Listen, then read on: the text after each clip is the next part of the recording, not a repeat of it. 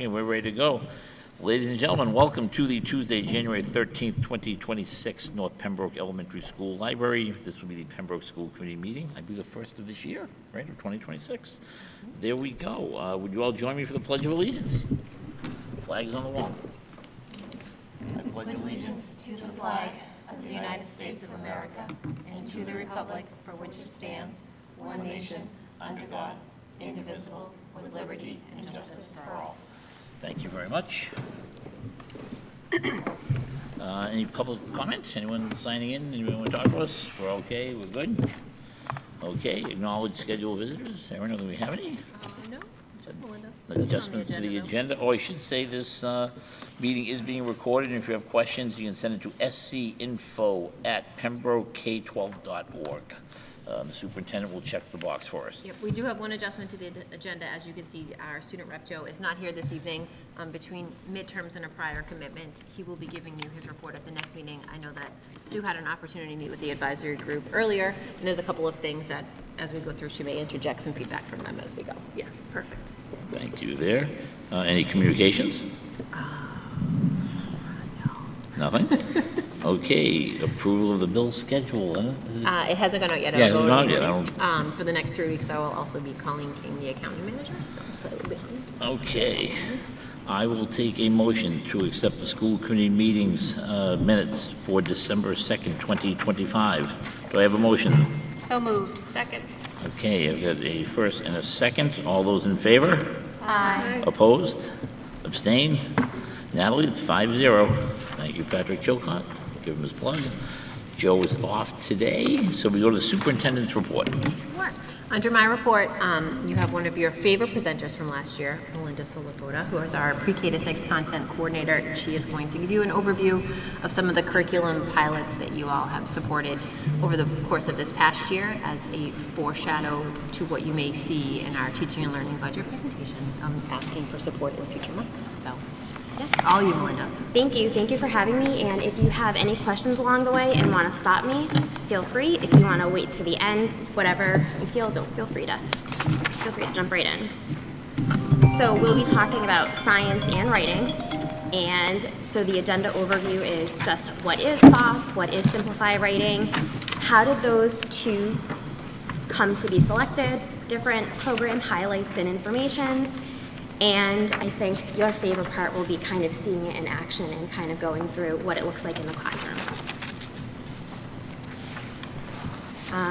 The next slide that you see in your packet is just a list of schools that are currently using FOSS. This was the latest that I pulled from their website.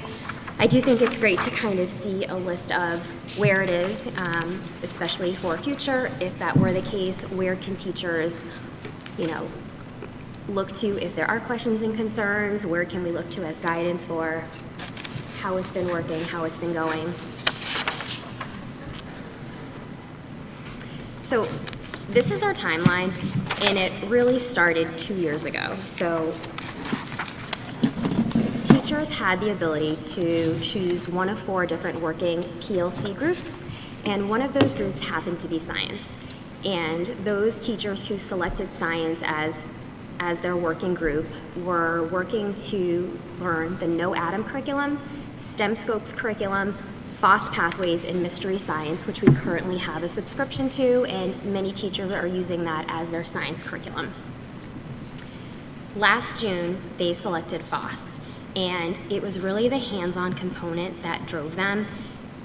A lot of teachers have experience with FOSS. We had FOSS kits before, and there was nothing but positive things said. So an opportunity to have those kits, something that they're familiar with, was definitely something that teachers were really excited about, and to have that opportunity again. And I think that hands-on learning was something that was missing for them. Yes, we can show Mystery Science. Yes, we can project a video of somebody else doing an experiment, but we want our students engaging and interacting with these things. So that was a huge push. We then had training. We were actually in this room, and to leave that training was awesome. All the teachers were so excited. There was such a buzz. I felt like I was a kid again. We all had the science kits. We were all digging through. We were playing with rocks. I mean, it was really cool. And the excitement that we had in that room at that moment from those teachers, it was contagious to the point where One second grade teacher is piloting it as a singleton in her school, and she said, Melinda, what are the chances I can get more? I want the other 2 teachers to do it. I'll take it on. I'll show them how to do it. So that's what we want. And so right now, they are in it. We'll walk through more of who is in it, but our teachers and our students are in it. They are working through their science kit, and when the second grade kit finishes in this building, it will travel to Hobbamock. So all of those teachers can pilot it and not just that one, which is really exciting. So I'm getting ongoing feedback. I've been dragging Mary Beth with me to these classes very willingly. She's like, when are you going next? And so being able to see it in action has been great. And I'll be able to share that with you. Another big reason why it was chosen, I think, for teachers is that it fits in and it's doable. It wasn't overwhelming. I love how they break down grades kindergarten through second grade and then grades 3 through 5. And during our training, one of the important components that we talked about is that breakdown. And our trainer had said, in the 3 through 5, it's purposefully 90-90, science, social studies, right? They need to have a balance. And yes, we try to emerge and have cross-curricular concepts in humanities, but a lot of the time having still a separate block or a separate idea for social studies is also important, yet so is that science piece. So it gives a good balance. And at the K through 2 level, that 25 to 35 minutes, 2 to 3 times a week is doable. Some of the other programs that the teachers looked into were like, if you don't have 40 minutes, 4 to 5 times a week, don't do it. We do have a lot going on in K through 2. And so adding that component would just be a lot to juggle and manage. And what we don't want to do is pull time from other subjects. So that was also one of the highlights and why that was selected. The 3 that you see in red are the 3 components, the 3 pilots that we went with. So for first grade, they're doing sound and light. Second grade is water and landforms, and grade 4 is energy. In talking with the trainers and the reps, these gave teachers the most exposure to the hands-on components. We wanted them to try and see if they liked and that fit, which is why those were selected. Also, we don't want kindergartners, first and second graders going home crying because the butterflies didn't survive the harsh winter because they were delivered in winter, let's be honest.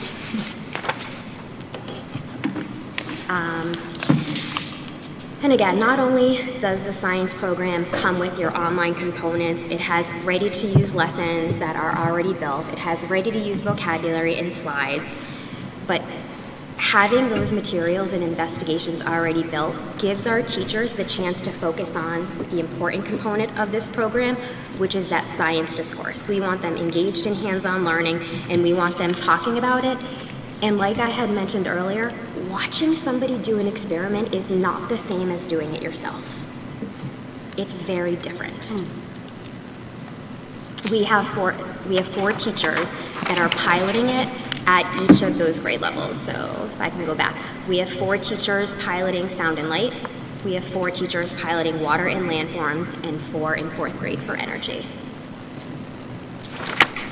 What I love about this slide is not only can you see the student engagement, but it's going to talk about that 3D learning. So not only are students exploring the what, they're learning about sound, they're learning about matter, they're learning about light, but then they're going through the scientific and engineering practices, they're investigating, they're modeling, they're analyzing, they're designing.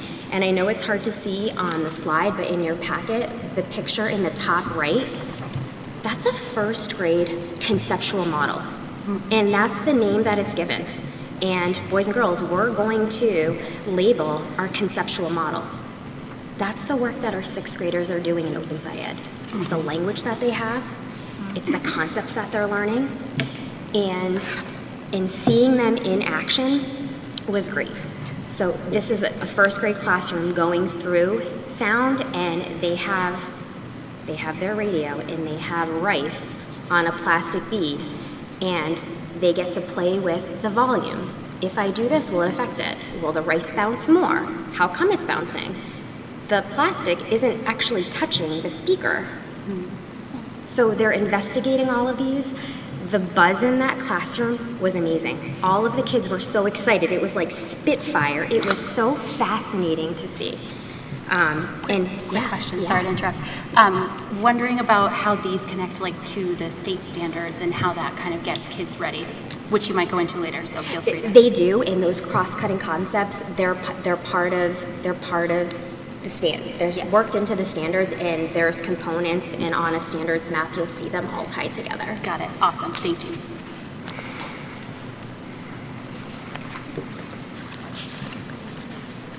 And again, going back to that hands-on learning, I think that was one of the biggest selling points on why teachers selected FOSS over the other programs.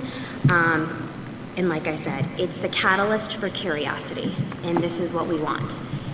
Being in those classrooms, hearing their conversations, this one was awesome. So they're working with sound vibrations, but they had a tuning fork, and you hit the tuning fork against a piece of wood and you put it in water. There's no way first graders are not going to remember that experience when they get to the sound and light unit in Open Sci-Ed, which is now in the middle school. Like, there's no way they're not going to remember, oh, I remember when we got all wet because we used tuning forks and the vibrations. So it's great to see it in action, and the enthusiasm was surely there. I wanted to highlight this inquiry-based approach, but I think I wanted to remind you, this is first grade. That's first grade work. They have a focus question. They have a phenomenon that they're trying to solve, and they're working on different investigations trying to solve that problem. And I think it's very different from, here, read this, memorize this. Well, if you have executive functioning problems, or if you need to see or do, if you're a kinesthetic learner, that kind of science doesn't work for you. This kind of works in all modalities. We're hands-on, we're reading, we're talking, we're discussing, we're questioning, we're trying again, we're reworking the problem. So it's great. And to give you a real-world example, it was a Friday afternoon, and a teacher stopped me in the hallway. Again, it's Friday afternoon, and she's like, I have to talk to you about science. And in my head, I'm like, oh, can we wait till Monday? It's Friday. And she's like, no, it's good. I'm like, all right, bring it on. And it was the winter concert at the high school, and they traveled to all the elementary schools.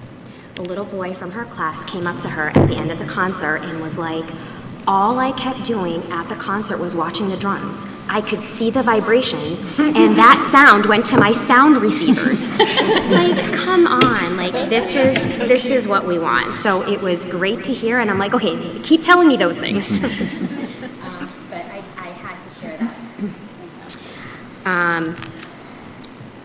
The next slide, I think it's important to just know as a school committee that not only is it a science program, but it also builds in a lot of literacy skills, and I think that's important across the board when looking at programs. There's a focus on speaking and listening. There's a focus on collaborations. The science notebooks are a piece of it, so we're working in writing. And I did think that that was important to share. Those instructional materials have been well received by staff. To give you a concrete example of that, each grade level has science journals. In the past, you would be like, all right, science journals, it's science class. It's gonna be very science heavy. It's not gonna be grade level appropriate. It's not at all what I'm hearing. In fact, the science journals even have sentence starters on each of the pages for the kids. As a teacher, that's something you would do naturally to kind of scaffold within your class. All right, boys and girls, remember, when we're doing this, here are some sentence starters you can use. It's there, and I think that shows how important the literacy component is to FOSS, which is, again, another important factor that those teachers made. It was important to them as well. The making sense phenomena slide is on there for you because, again, I want to hone in on the connection to Open Sci-Ed. Jonathan Shapiro has done so much work, as Mary Ellen Gates, in terms of our Open Sci-Ed programs and our Pathways programs, and I think this sense of making sense of phenomenon, this is something that our sixth graders are already doing. How impactful would that be if it started in first grade versus sixth grade? They'll understand how this works, how we go about science, how we talk about science. And it's happening right now, again, in those first grade classrooms, and it is impressive. And again, those journals that's first grade work. So the phenomenon is, why do I hear a bell? Why do I hear it ringing? And they're able to, after all their investigating, trying something, fixing something, I ring the bell. They've figured out that vibrations travel through the air, and those vibrations travel through the air into your sound receivers. I didn't even know ears were called sound receivers. So the next slide is probably the one you're most interested in. What does this all cost? So I tried to give you a cost breakdown of what this looks like. It's an investment, right? Those kits are an investment. It's not a one-time thing. So the kits, the reason why they're so highly priced is those kits, 90% of that content is permanent. It's a one-time buy. So the other part will have to be replenished, which is an important part, but that's every 4 years. And the trainer made it very well known that not only are they permanent, but they're indestructible. You can throw that radio and it will still work. I think we have some kids that will test that now. Sure. And we'll be sure to let Foss know if it did or did not pass. So the yearly purchase, that is something, obviously, that would be a yearly purchase. But we also have things that we purchase on a yearly basis that I think would offset that cost. So it's really that one-time purchase that is going to be, I think, the biggest hit and the biggest investment. That yearly purchase that you see at the end, that would be for the district. Those are, every grade level has something living, whether it's butterflies or ladybugs or I don't even know. Some grade levels might be like, Melinda, what did you get me into? But every grade has some live component as part of the life science unit to talk about life cycles. So if you're like, what is living material? Yes, that's what that is. So we have those recommendations for science. And I think teachers who are in that pilot program, I have not heard otherwise. They would have these same recommendations. It would be recommended for grades 1 through 5, and it would replace mystery science, and it would replace, we wouldn't need that Generation Genius. Those are those online videos of other people doing experiments. They're great, but this would be better, and we wouldn't need both. And again, I think keeping in mind the work that Mary Ellen and Jonathan have already done, I think feeder programs are really important. And I think feeding into Open SciEd, and I think feeding into building our Pathways programs, I think this helps. Before I move on to writing, are there any other questions that you have in terms of science? So, is that okay? No, please. Yeah, so you did a pilot program, which, did it already cost money? Did we already pay for? So great news. They were able to give us most of it. So we had worked, and they were able to minimally price us for these kits. Okay. And so then when I asked for 2 extra kits, because our 2nd grade teacher wanted to take one for the team, they're like, you got it, Melinda. Oh, that's good. So, and we've been doing it for 2 years? No, Oh. they started this year. Oh, this year, okay. They explored it last year. They explored it last, They got it. decided to try it this Got year. it, all right. Yep. They nailed it down to the 1 out of the 4 programs, and then we got them trained on the 1 in October, and then And do you have like a way to test to see how much knowledge they retained at the end of the year? I think those science journals are going to be, I think it's going to speak for itself. The quality, the conversation, the hands-on learning, it's a memory. It's there. It seems logical to me that hands-on, these kids are they probably go home and they're on their tablet, their phones or whatever. It's nice to have a hands-on component, and it makes perfect sense to me. It's like logical. I'm just wondering, like, if there's a way to test comparatively from the previous program to this one to show how well it works. Right. So there are benchmarks in science, but over the years, I think that they've shifted in terms of what the units are that people are doing. So we'd be going back and looking at, it's hard to take one publisher's unit and compare it to another, but you could do some basic sort of how did students score on, an assessment, keeping in mind grades 1 through 5 are our youngest learners, and some of that data is a little bit difficult to follow. Looking at MCAS is not a great indicator of what, for this year, it wouldn't be a good match. But what we would do, Sue, to your point, is were we to adopt this program, we would develop benchmarks for our teachers so that after each of the units, they would have some data to look at and to see how those students were achieving. It's hard to take, like we were using prior to FOSS, we were using a Pearson product. So you'd be looking at two completely different sort of pedagogies, yes, and different ways of looking at things. I'm not sure it would be that valuable. But for our purposes, we have feedback from teachers, and we will get some feedback as well. The teachers are doing this already from students. What did you learn? What do you know about this? But having sat in those classrooms with Melinda, I'm blown away by their attention of the kids. And I think one of the things that for me is always on my mind when we're adopting programs is how it's great we're doing all this. Is anyone going to remember it? Right. Like, that's the frustration, right? How do we retain it? This is very strong in terms of vocabulary and the science practice skills. If kids alone had that content moving to the next grade, that vocabulary, and scientists write a question, scientists investigate the question, scientists do it again. Even if they have those practices and some of that vocabulary, we are light years ahead of where we are right now. Makes sense. So we don't have great assessment data to compare. I also wonder too, like you'll be able to see over time how the scores for kids once they're getting to MCAS testing grades.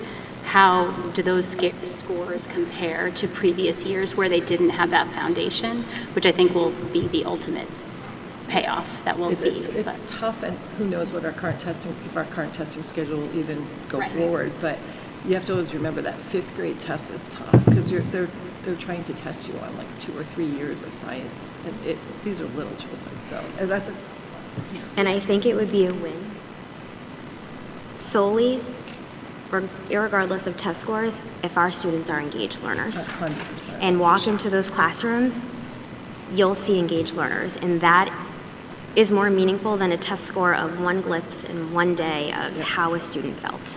Being excited to learn. I mean, Exactly. Exactly. That's our win. And that's how you retain. Yes. And the other thing is this dovetails perfectly with the work of Open SciEd, which is really, Melinda discovered this in her research, that's where everybody's headed. There was a reason we selected that program. It's not just the Open SciEd, but the pedagogy of Open SciEd, which is the investigative model, the vocabulary, all of that stuff. That's what everybody's doing in education today. Our students coming in from, grades 1 through 5 with these words already embedded in them, it's going to make that work for our 6th to 8th grade teachers much more meaningful and more in-depth, because they're not going to be teaching how do you write a question, what are the practices. They're not going to be going through that as much. It's going to be embedded already in those students. Yeah. That makes sense. So it really meshes well with that. And that's exactly when you said that some of these concepts weren't introduced till 6th grade. Sometimes it's hard, but where if they already have some of those vocabulary and experience, it will just make the situation so much easier, maybe more interactive when they're older. I walked into 6th grade Bryantville last year, and their science teacher had a speaker out and was doing this same sort of investigation with his 6th grade class. It's an Open SciEd unit. And I went right to him. I'm like, Mike, you're never going to believe this. Look at what they did in 1st grade. And he's like, yeah, but now the unit is in middle school. So, but great. Well, they'll have that knowledge when they get there. That's good. Thank you very much. Sure thing. Allison, Anyone else? any questions, or Katrina? We good? Yeah. Katrina, Diane? Thank you. I guess just one question. Yeah. I know that there's a lot of inclusion of ELA standards, so wondering have the teachers seen an improvement in those pilot groups of ELA skills, like with writing or maybe speaking and listening? Definitely the speaking and listening, because it's part of what they're doing every day. They're collaborating, they're sharing ideas, they have those sentence starters. I think with the pilot, they're still in it, so we haven't even completed one. I think these are all tough questions to kind of answer in terms of was it impactful. I think the work product that you saw, which is why I tried to include it, Yeah. that's impressive for 1st grade. It is. And I think if you spoke to the teachers, that would be their response to you is, wow. Yeah, awesome. That's fantastic. Following up with writing, we can go into Simplify Writing, which is our pilot program. Again, this is our second year. I think what I want to make clear is the reason we have so many more teachers that are in Simplify Writing for pilots is because this was something they could have accessed 2 years ago. And that was not the case with science. 2 years ago, teachers were in the research phase for science. And those teachers who selected science as their professional learning community, those were the only teachers given the opportunity to pilot science because they had done all the legwork in the research. So that's why the numbers seem, well, why only 12? If it's such a great program, why only 12 versus 37? 2 years ago, anyone could have said, I'd like to try the pilot because we were able to try it free of cost. So that's why the number is much higher. And again, what I keep hearing from teachers, especially at the K through 2 level, is, wow, it's systematic and it is explicit. And it is consistent language across the grades. And I think that is really important, along with everything else that you see there.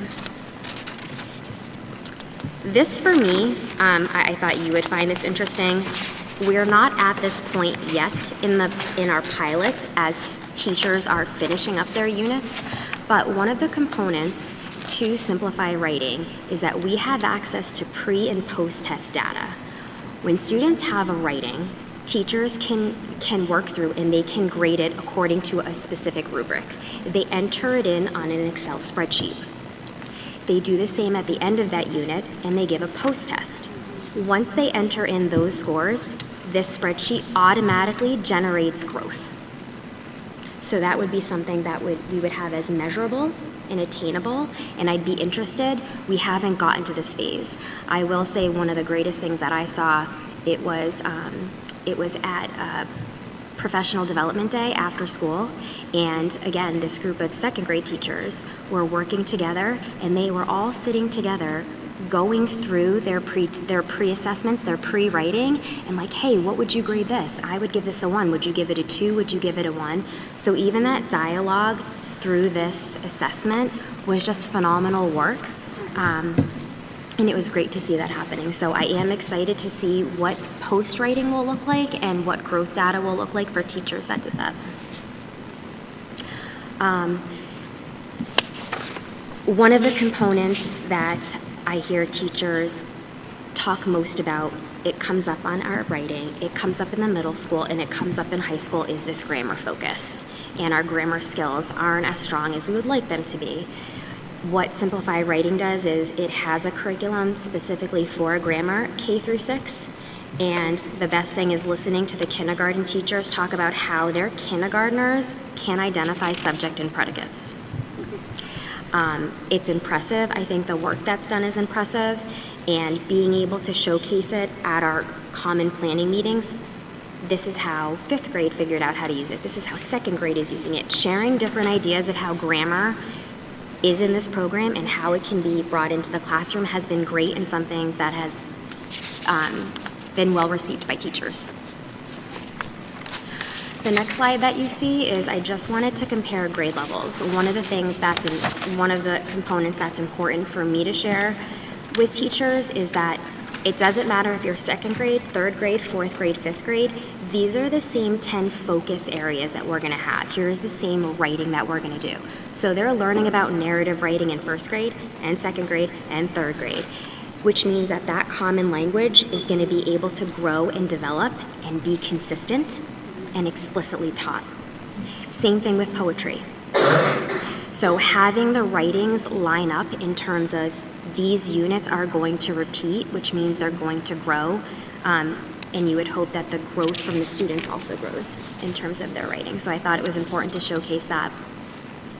This is a phenomenal example of grade 5. So grade 5 they have an informational unit, and what they decided to do is they decided to revamp the prompt that students were given. and they said, instead of doing the one Simplify did, we want to incorporate our science unit. Our science unit is about invasive species, so they were able to take all of their science work and science research and embed it into Simplify writing and just switch the prompt. So they worked through this, and they actually had a showcase. They had a writing showcase, and they invited families in to kind of see all the work that they had done because the students were so proud of it. So it was great to be there. This slide is just because it's a pilot program, again, and because this is the second year for a lot of these teachers, they've been doing it. It's just a way for me to kind of keep in communication. When we have our professional development days, just due to the schedule, it's hard to kind of meet together all of the time. So when we're not in person, we have an online way to kind of share ideas. It's accessible to teachers. I can ask questions. I can pinpoint what kind of questions I want them to answer, and it's just an ongoing chart of what's working, what did you find about this, how are you using this. So it's just a way that even though we're in 3 different buildings, we can communicate different things that are working to kind of share updates about that program.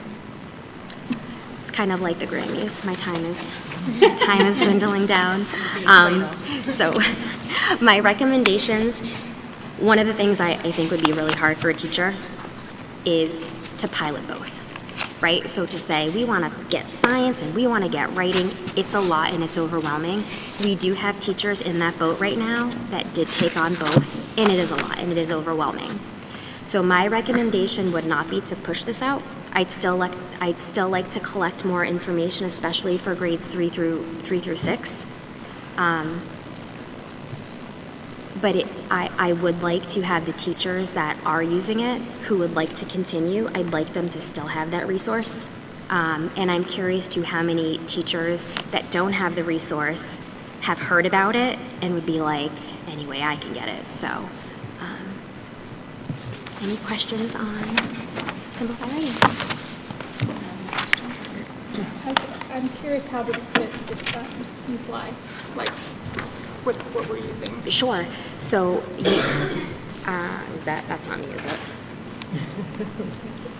Okay. I can't see that. I can't read that far. So the correlation with, so UFly is our phonics program. So what it does correlate to, that I've heard about, is that it correlates with Lexia. So for example, in the Lexia modules, it'll be adjectives, and grade 1 especially has called out that students are like, oh, we were just doing this in writing. We're talking about nouns, or we're talking about adjectives. So it does connect with Lexia. Yeah. The other thing too about the science of reading, which UFly is a part of, right? So the UFly piece is the phonics piece. There's another piece to that reading rope, which is content-based. This would be much more on the content side of things, where kids are actually seeing how language is used in real-world situations in academic format. But that's the piece of the literacy part where it would intersect more than with the phonics piece of it. And how does it work? So when you say for those who wish to continue, that would be the ones piloting it rather than us officially rolling this out? I would be hesitant to officially roll it out because I think the priority in my mind should be the science, because we don't have hands-on. Writing is one of those things. Teachers have a repertoire. They have so many tools in their toolbox that they could pull from, and we have curriculum components that are district-wide that they could use, whereas science, it's kind of, we have our curriculum maps, and we have a video of somebody doing this you could watch, but we don't have that hands-on content. And I think that's more important, and I would recommend that first. 'Cause I just want to make sure that, like kids in classroom A compared to classroom B aren't going to be different levels when we get mixed together next year, because some had one program and other, like how we keep it. For the writing, I don't think it's going to be as glaring as science. And is there an opportunity for, I know you mentioned that you were going to see if there are additional teachers that want to pilot the writing, so there'll be some maybe survey, or they talk to their supervisor? Yeah. Because we do talk about it a lot. Grade levels are talking about it a lot. It's one of the components that I share when I meet with all the buildings for our common planning meetings. So even though they may not be doing it, they're hearing about it and they're seeing it. Their work is displayed in the hallway, so I am curious. Yeah, so then it's really a choice if they're going to do two new programs at once, and focusing on the science. as Depending the on where we in- are yeah. in science. Yep. Yeah. Okay. So you're thinking this could be this time next year you're talking to us about? I will be honest, I think K through 2 would be like sign me up. 3 through 6, I've heard just, right, 3 through 6, as we get into older grades, it's definitely, writing is a lot more intense and in-depth. And I think teachers, we've had programs, so we kind of take a little bit of this and a little bit of that and a little bit of that. But I want to be cautious about that, so I would just like to work more with those 3 through 6th grade teachers to see if there's something that does really fit. And if not, why? And could it be something we work into? And how much of this, I guess question for both of them, because with the pictures, is actual like pencil and paper versus typing? Nothing in FOSS has been digital. Okay. The only digital thing are the slides that are projected, but everything is pencil and paper. There is a digital component for grades 3 through 8. You had mentioned assessments. They do have a whole an assessment part. I didn't want that component of it because I just want teachers exploring the content. Because when they get to the MCAS, that's typing on the computer rather than writing an essay by hand. So, and for the assessments, the assessment piece could be a digital component or it could be paper. One of the great things, you just reminded me, can I take 2 more minutes? You sure. Okay, 2 more minutes. Take your time. So this actually just came up today, but one of the things in 5th grade science that kind of blew our mind last year was simulations. The word was new to us. We didn't know what it meant. So we had Lynn from the middle school. Yes. We had Lynn from the middle school come and she worked with our teachers to show them, hey, this is what a simulation is. Well, today, during our common planning meetings, we actually went through a grade 2 simulation. It was incredible, and we walked through on how to do it, what it looks like, to the point where I was so excited that I went to grade 5 and I said, hey, when do you do science on Friday? Can I come in and do this simulation with your class? So I will be here on Friday at 2:30. I love it. And so there's an online simulation. The fact that those simulations are embedded into every grade level is transformative.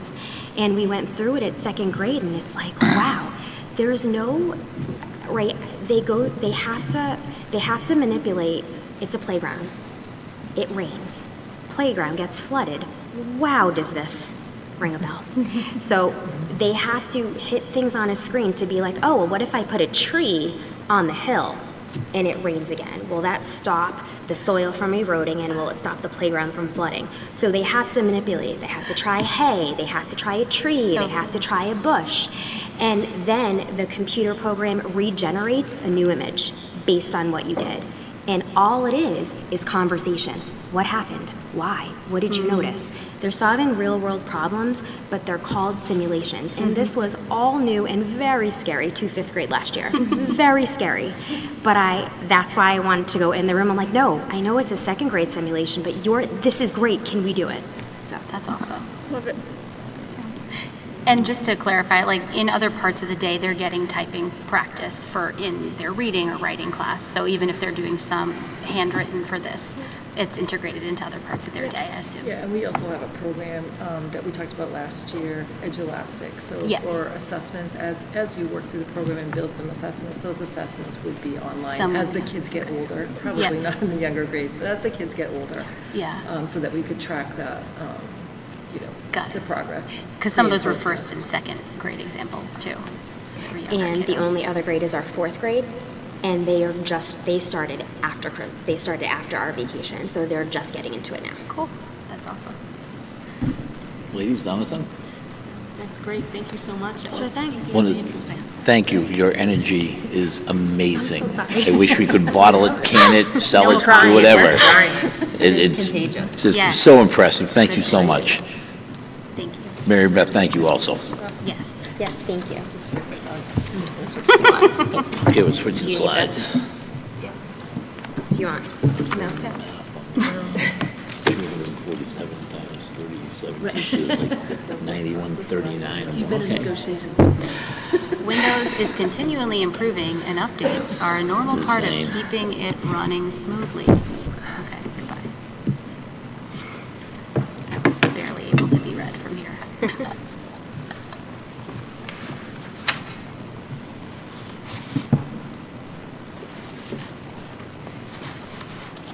fine to do a computer, I can touch. It's like Disney for me. All right, so we're on to the strategic plan update with the superintendent.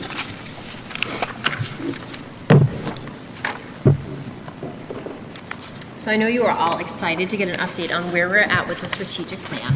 So I'm going to give you a little bit of an overview of the work that we've done, the step that we are on in the process, and a little bit of a foreshadowing of kind of where we're going next in the timeline for that. Allison, as you'll remember, is your liaison to the strategic plan, so she's going to jump in if I forget anything, hopefully. So some of these slides are familiar to you. They're part of what Ed Lee, the consultant from Teaching Learning Alliance, presented back in the beginning of the summer, just around the different phases associated with the strategic plan. So obviously phase one was building the foundation, which is really collecting the data, the focus groups, the surveys that we did. Phase two is building the plan, which is the work that the strategic planning committee has been doing, going through all of that data, using other data sources, some of our achievement data, some of our maintenance data, all kinds of sources to really identify the initiatives for us to build the plan. Phase three is implementing the plan, so that's kind of where we are right now. And then we'll be bringing to you a strategic plan for the years 2026 through 2031. We had a lot of conversation on whether it should be a 3 or a 5-year plan. I feel really strongly about a 5-year plan. I think it takes a good amount of time to effectively make change in any one area, and sometimes 3 years just isn't enough to do that. So phase one ran from October through November of 2025, phase two, December through January, and then phase three, the really build out of that plan and implementing it, is occurring right now. And the plan is to give you a draft by the middle of February in hopes that that draft plan will meet your expectations as well as really inform some of the decision making around budget, around capital as we start to go into that phase and cycle on the town side.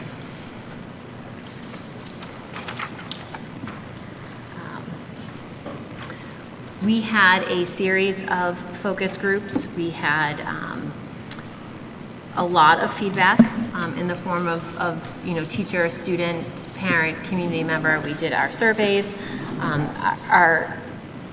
We were looking for people to be thinking about kind of how we're doing in these areas: student achievement, teaching and learning, resources, partnerships, and anything else that kind of rose to the surface. A lot of things that we talk about falls into one of those 4 buckets, but wanting to leave the opportunity for folks to comment on other areas. So here's a little bit of a sneak peek of who filled out the survey. We've got a little over 1,000 survey respondents.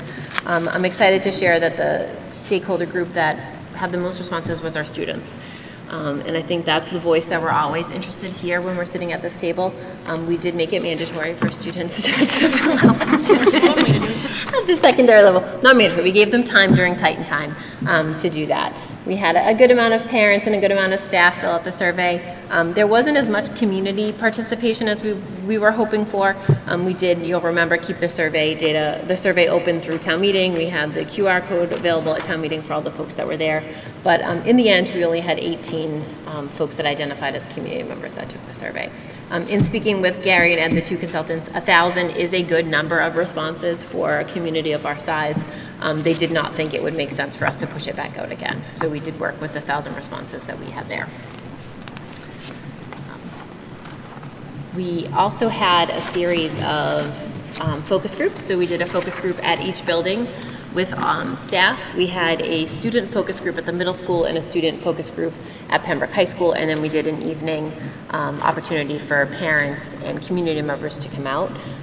There was a lot of common themes amongst those groups as far as strengths of the district as well as challenges. None of these are surprising to you, I'm sure. We talked a lot about the age of our facilities. We talked a lot about the budget climate in the community. We talked a lot about consistency, communication, class sizes, all while focusing on the fact that we have an incredible staff here. You've heard that more often than not. We talk a lot about the programs that we're able to offer. We talk a lot about our focus on a well-rounded student. We've had numerous presentations about our academic offerings, our extracurricular offerings. We all love when Mike Tinker comes and talks about tech. Our teachers are very supportive of our tech department and all of the offerings we have for them, and we have a really supportive community. So those are some common strengths and challenges that came through all of those focus groups. As you can imagine, there's every now and again a one-off statement or comment that doesn't really tie to the trend, but we do have all of that data. And when it was shared with the strategic planning committee, Gary and Ed talked about where to focus your attention, right? There are folks that take a survey or participate in a focus group for a specific reason and for that reason alone, and how do you kind of honor that while keeping to the fidelity of the process and making sure that you're focusing in on the areas and ideas of the larger community as a whole.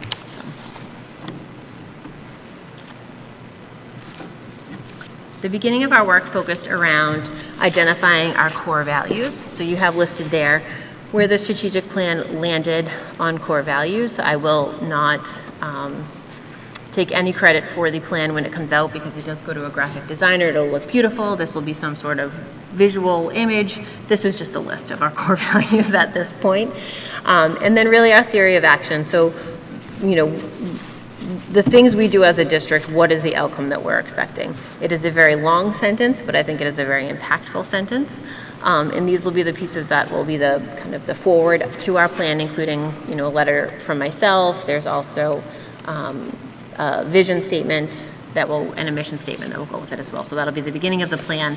And then the real meat of the plan is looking at the focus areas that were identified and what the initiatives are, timelines and outcomes for those plans. So, surprise, surprise, the first focus area is teaching and learning. What we looked at teaching and learning is curriculum development, developing a district-wide multi-tiered system of support, implementing personalized project-based learning, evaluating schedules and class sizes. These are just some of the initiatives that we've worked through. There's many more in each of these categories, but I wanted to give you kind of an idea of where we're at. Community partnerships, so creating a formalized volunteer program, identifying opportunities to showcase our learning, and then expanding opportunities for family involvement in our schools. The biggest bucket, which seems to encompass a lot, is finance, personnel, and facilities. So really the creation of a 5-year capital plan, looking at the structure of each school and its programming as it relates to schedule efficiencies, looking at and investigating high-impact instructional programs, and building a coordinated staffing framework to support multi-tiered academic and social-emotional learning models. And the last bucket of initiatives is under communications and engagement. So streamlining our communication platforms, increasing parent and staff understanding of existing platforms, and then educating the community about our school department needs. So these are some of the focus areas. As I said, there's a lot more underneath each of these. There's a lot more initiatives that we were exploring. The plan right now is in a draft form, and it is with the strategic leadership team, so that's the team that's made up of the 22 administrators in the district. We have the initiatives, and our job is to make sure that what we have in there really aligns with some of the things that we're already doing here, as well as assigning a timeline and who's responsible for what, so that when we present you a plan, you'll know exactly what will be completed by September of 2028, December of 2030, like that, as well as who the responsible party is. So I would envision, similar to that tech scorecard that we've had for a number of years, bringing back to the school committee some sort of quarterly format of an update of where we are on all of those initiatives. Once we have completed that work, we're scheduled to meet, I think, on the 22nd, January 22nd, as a leadership team. We'll send that back to Teaching Learning Alliance, and they'll send it to the graphic designer to put together the draft plan. That draft plan will then come to you as a school committee to take a look at and see if there's any edits that you would suggest, or if you think there's something that we were, glaringly missed completely, which I'm pretty sure we didn't. But again, the strategic plan is similar to a school improvement plan in the sense that the plan itself represents the work of the committee,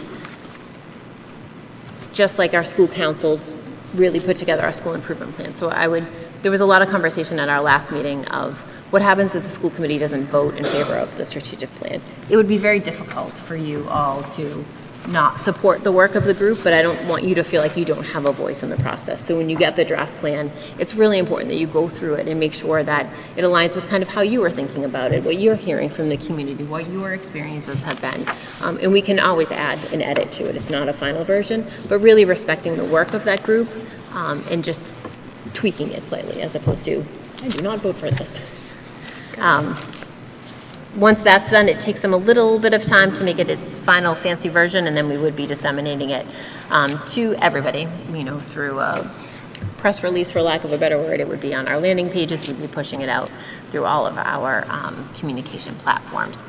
And so then really the reason why we did this, it's great to have a strategic plan, but you'll remember when we were trying to do some of our goal setting work, we were kind of all over the place. Everybody had a lot of great ideas, but we really needed a tool to harness that energy and to really get it to a manageable place. So the strategic plan, ideally, would inform your goals, which inform my goals, which inform our building administrators' goals, our school improvement plans, our teacher goals, and it goes all the way down. So having some sort of framework to start from was the reason why we did this, and I'm confident that where we will land with the plan in February, we'll do exactly that for the years moving forward through 26 and 31. It is a living, breathing document. It is not something that once you approve it in February or March that we put it on our shelf and pull it back out in 2031. It's really something that we will continually need to really refer to and potentially make changes to. A lot of the things that we've talked about are budget dependent, and we all know that that changes wildly over the course of one fiscal year, let alone 5. So really understanding that though this is our best and current thinking, that may change over time and we will have to make updates to it. That makes sense. So, I'm just gonna throw in, I met with the kids, and by the way, fantastic group of kids. Like, all of them are amazing kids with they just have here they are, 3 of the 4 of them that I met with are graduating. So they don't have really any, they're not gonna benefit from any of their ideas. They're just giving us ideas, which I thought was really awesome. And so a couple of the ideas were really around communication. And so you probably have already discussed it and probably got this in the feedback, but I promised them that I would let you know, and say it out loud. But they had some great ideas of how to improve a couple of things. One thing was around finding a common platform that all the teachers use to notify the students and parents really about homework assignments and that kind of thing. Because right now, every teacher does it a little different, and some teachers don't put their grades in until this point, and some people don't. Some people write their homework assignments on the board, and then you have to take a picture of it, and then other people will put it on Google Classroom. So they really want to have it streamlined. So that's one idea that they had. Another was, and I'm not sure if it's possible, they said, although they loved the idea of having the slides in Power School, and it's definitely helped me personally be able to see what's going on at the school. They really had a desire to hear the announcements at the beginning of the day somehow. Maybe when they're doing the Pledge of Allegiance or whatever it is, but they really felt like hearing it at their lunch block might be too late in the day, especially if there are reminders about clubs after school and they haven't arranged for rides or whatever it is, or maybe they forgot and they realized at lunch, oh my gosh, today is that, or just even if there's ticket sales for, I don't know, homecoming or whatever, just to have it at the beginning of the day would help them in their process. So I just wanted to throw that out there under communication. Do with it what you will, but I promised them I would. So after Sue met with the student advisory group, she shared some of the feedback with me, and it was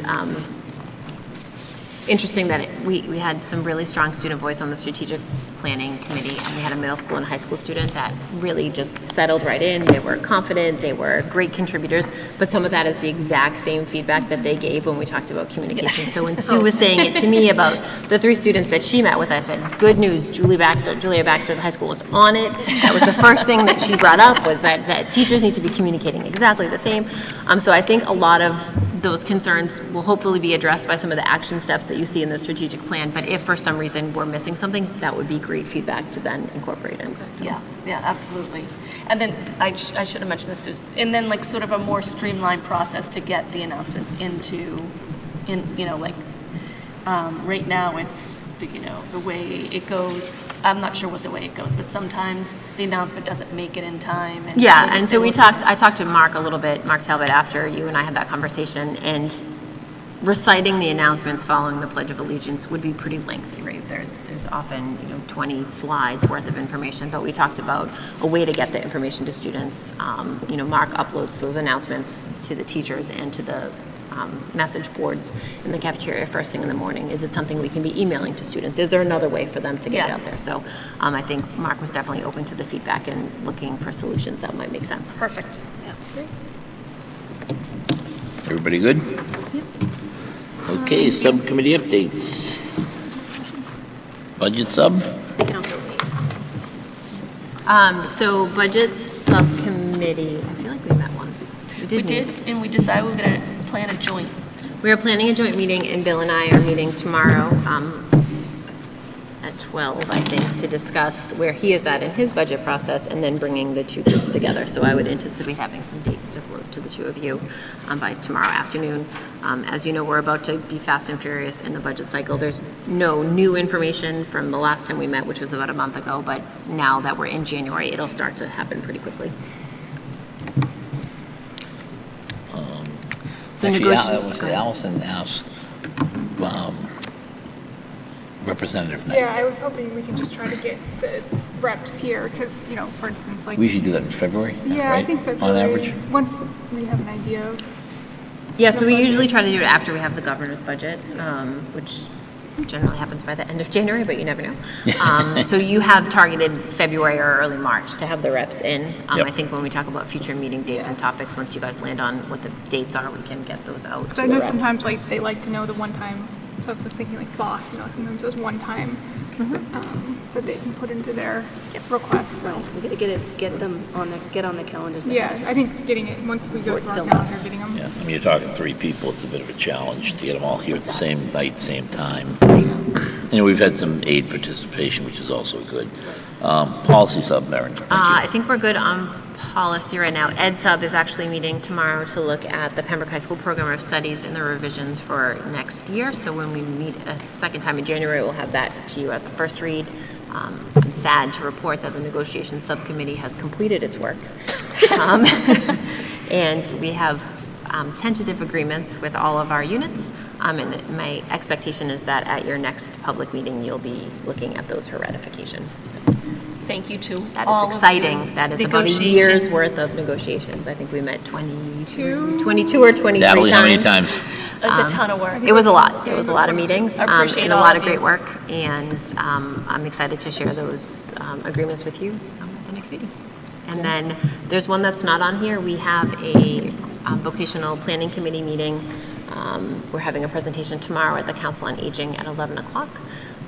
Just to kind of go over those slides that I have presented a couple times before, but offering an opportunity for that population to hear the slides.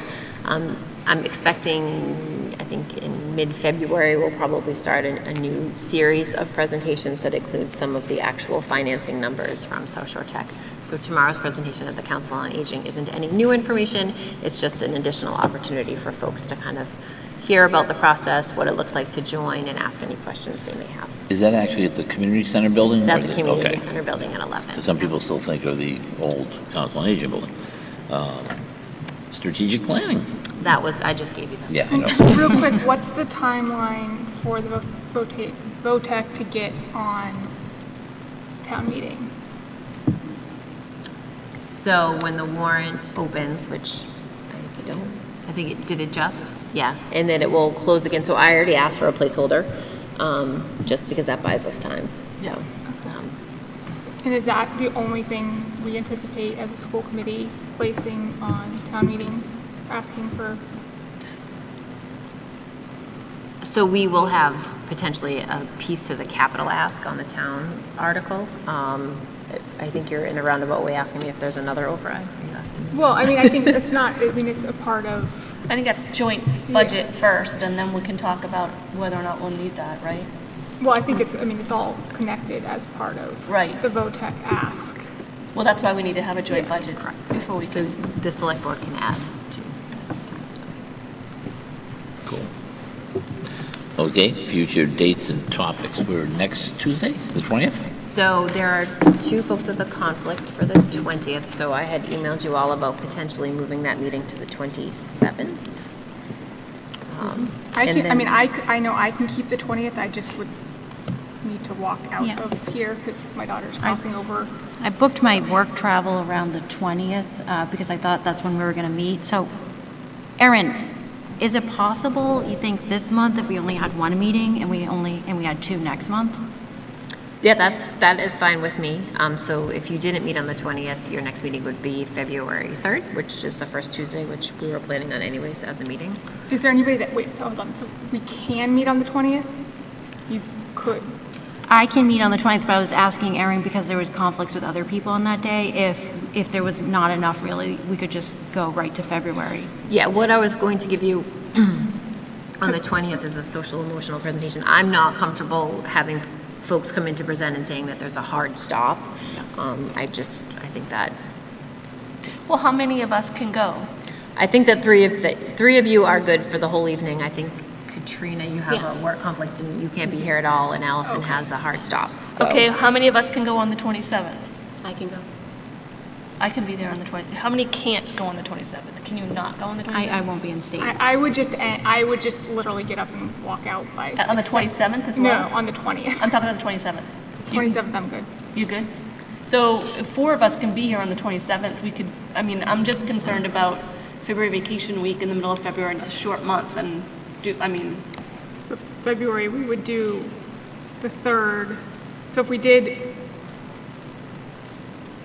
Katrina, you're okay if we did the 27th if you're out of town?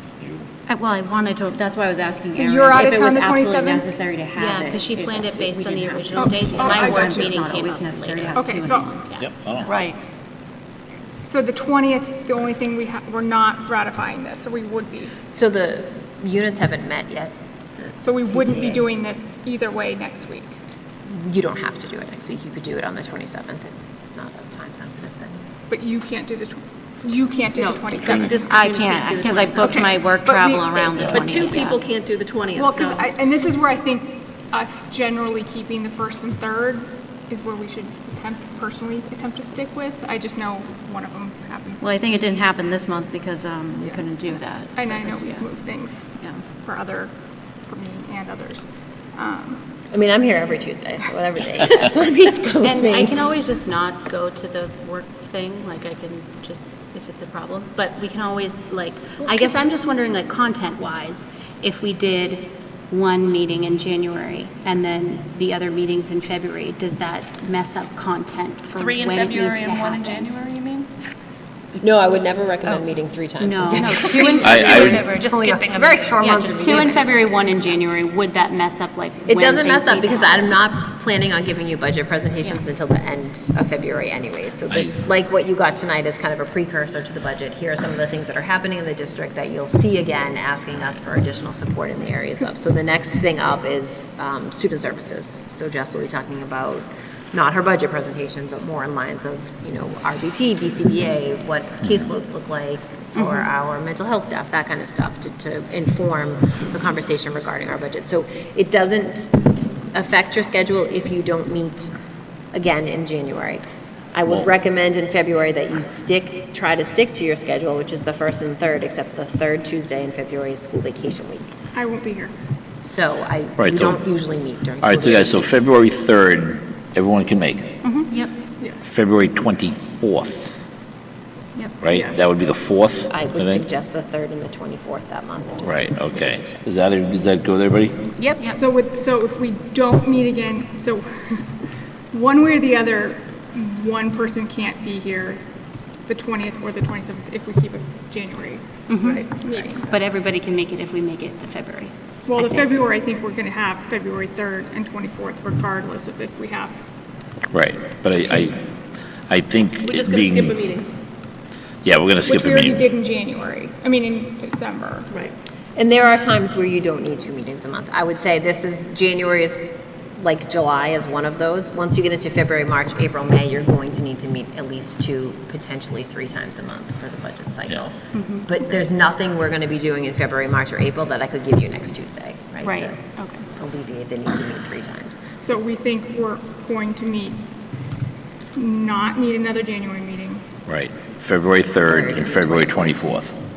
Everybody good Are with we that? good with that? So not have another February meeting, January meeting. Yeah. But and then have the 3rd and the 24th for February. And as long as Erin feels like we're good, then I'm good. That's fine. Do you want to pick your March dates just so that when David and or I are reaching out to the representatives, we're giving them more than 2 options? I think we for- just keep the first and and the the third, third. so we don't mess with it. Yeah. So that would be March 3rd and March 17th. Yeah. Everyone loves meeting on St. Patrick's Day. That works. 3 I don't think we'll, yeah, and then that would be that would be giving 3 weeks until our next April. Is that, because there's 5 Tuesdays in March. No, we could potentially have a 3rd meeting in March. Okay. Yeah, maybe the 31st as well. Is I'll there, give you a draft budget calendar on February 3rd that maps it are out. there any Tuesdays in March that people have a no for sure that they No. could meet? All open Okay. as of now. Also, if people feel like we want to have 2 meetings in January and you're uncomfortable with that, I'm okay with people vetoing us only meeting once. I'm open to anything. Okay, either way. I just know with the uncomfortableness of me needing to leave by 7:15-ish is a tough one too. Yeah, So Yeah. I'm okay if we do the 1 meeting. the 1 meeting Yeah. if we don't need to if we're not going to be ratifying this, because I do think we all need to be here for that meeting. And we wouldn't, You wouldn't all be here until February 3rd anyway, so that's and we when don't you're know gonna if we'll ratify. be able to ratify. You'll be able until to then. ratify by February 3rd. I think they've posted for their meeting, it just hasn't Okay. happened yet. The only thing that we have floating out there will be the Pembroke High School Program of Studies. I'll bring that to you on February 3rd. Yeah, and we're meeting We like tomorrow. to get that information out to families ahead of February vacation, so. And we're still in line with that? Okay. So we're good having our next meeting being February 3rd, February 24th, and then March 3rd and March March 17th. 3rd, 17th, with the possibility of needing another March meeting. Yep. We're good with that? Everybody's good with it? Yep. Okay. Okay, so Respectfully, discussion closed. We'll be here all night going back. I know. making sure it all lines up. Yep, so- no, making sure all parties get their say, so we're Hi. good. Sure, it was at the beginning, but. Yeah, it was at the beginning, you were a little off, but that's okay, you're welcome. Yes. Take your time. This is a completely different topic than we've been talking about today. But it's Time something out, that's can I really ask who come you up. are and your address? Yes, I'm Christy Nelson. I am 86 Burr Street in Pembroke, and I've been here for 13 years. Thank you very much. So, good evening, everyone. I'm here today because I wanted to bring something to your attention that may not be something that's been spoken about before in the community. I'm having So- a hard time just with With the feedback. Yeah. and I The don't echo. know, I don't know how to fix that. I think maybe they could turn it down. I think on we the need end. next time to put the speaker in the back of the room or Yeah, something. I want to be able to make sure that we can hear It you. just seems a little bit worse. Yeah, Yeah. that should make it you. better. Try, Oh, thank try, you. try that, see if that helps. It will. Can you hear me now? Yeah, can hear you're you good. Can everybody hear me? Yeah, yeah. Okay. It's pretty much your regular voice, so that's, Yeah, Is this good? Use your outdoor voice. Outdoor voices, all right. thank you. You So- start from the beginning, just introduce Yes. yourself. I could hear you then, but just to make sure. Chrissy Nelson. I have been in Pembroke for 13 years, and I have some issues coming up with female athletes in Pembroke. So I have an example that I really wanted to share that I felt like was really important, and I wanted to bring to your attention. So my example is the girls' winter and spring track and field team. Beginning in the spring of 2025, there were a couple of Pembroke girls that ran excellent races and came into the top 8 of their races out of hundreds of runners. Until a biological male athlete running alongside those females pushed them out of their spots. So So I really wanted to come up and tell you guys what's happening outside of Pembroke and how it affects us internally. So I wanted to give you guys just some information that I also printed out.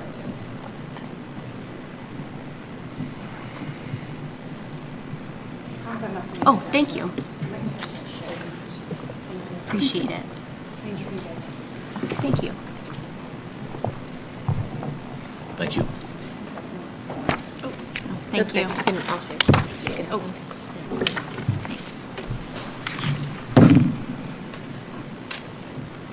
So this past weekend, just a couple of days ago on Sunday, and the entire weekend, there was the Northeast Invitational for our winter track team, fabulous coaches, just so incredible. And I just wanted to just let you guys know that there was one female runner that came in 9th place, and the top 8 out of the running of the competition of all the races, I think there was up to 40 heats. Out of those top 8 then go on to finals. And so when an athlete comes in 9th, that athlete can no longer compete in finals, and those scores that they get in finals are no longer recorded and eligible for colleges to see. So when a 9th place person came in and was unable to compete, in that top 8 was a biological male. And those preliminary race times were not considered at all. So this female athlete from Pembroke was my daughter. And when a female cannot be noticed by colleges, they cannot be recruited, they cannot receive college scholarships, and their dreams are crushed. What I handed you today was from the American Physiological Society, and this is taken from the Journal of Applied Physiology. This is something that is so crucial to all of this, that the science shows that boys have significant competitive advantages over girls. Boys have 30 to 40% more muscle mass on average. They have denser bones, they have stronger tendons, they have bigger lungs, they have bigger hearts. They jump 25% higher. They throw 25% further. They run 11% faster. It's all in here. They are 30% stronger. They have 66% more upper body strength than lower. Their lower body strength is 50% higher than women as well. These physical advantages have been evident across Massachusetts sports, as you may have noticed with other teams, with other things going on, Dayton Rehoboth, and basketball, field hockey, there's other sports, of course. The NCAA, which is for colleges, has ruled that male athletes are prohibited from female teams.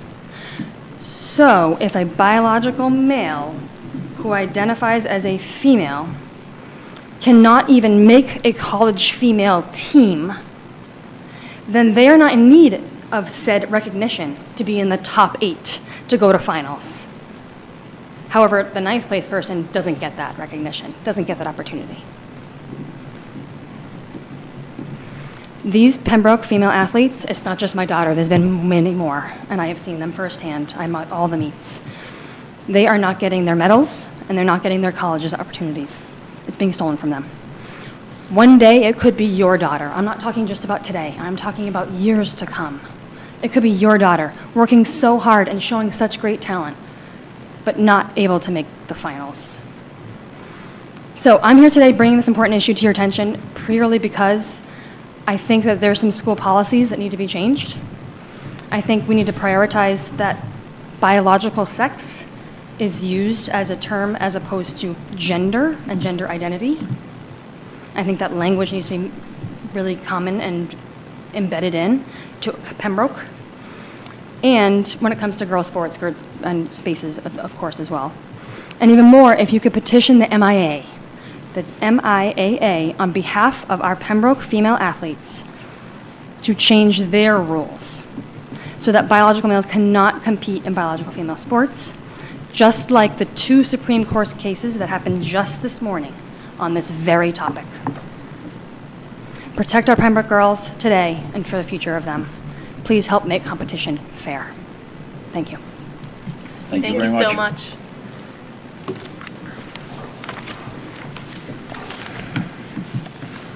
Read that.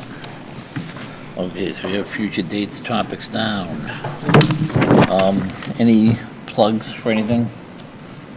Any Girl Scouts, nothing? Any person? Executive session it is. Okay, here we go. We are going to enter into executive session pursuant to Chapter 30A, Section 21A, 2, and 3 to discuss a personal service contract and strategy related to collective bargaining, as an open meeting may have detrimental effect on the legal position of the school committee as declared by the chair. I need to take a roll call vote. Katrina, make a motion. oh, I must take the motion. I'll make a motion. Second. Okay, we've got a motion and seconded. Katrina to my left. Yes. Sue. Yes. Allison. Yes. Katrina to my right. Yes. Okay, and I'm a yes. Ladies and gentlemen, thank you for coming. We truly appreciate it. Dustin at the controls, nice job. I will put in a shameless plug. This Thursday at the community center, there is an event to raise money for the food pantry. It's a trivia night from 7 to 9.